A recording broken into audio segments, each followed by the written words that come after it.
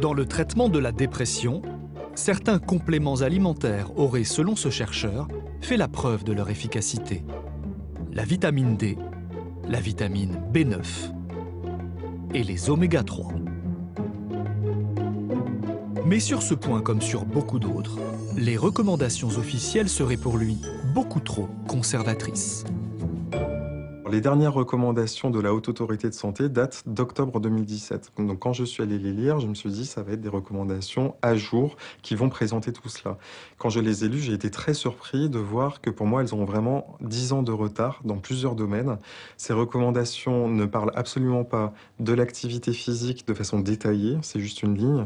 Elles ne parlent pas de l'impact du tabac, alors que le tabac augmente le risque de dépression. Elles ne parlent pas de l'alimentation, pas des compléments alimentaires. Elles ne parlent pas du yoga qui a démontré son efficacité et qui est dans les recommandations canadiennes du traitement de la dépression.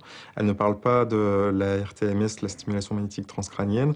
Voilà, il y a tout un tas de lacunes dans ces recommandations. Donc, avec quelques collègues, on milite pour une réactualisation urgente de ces recommandations.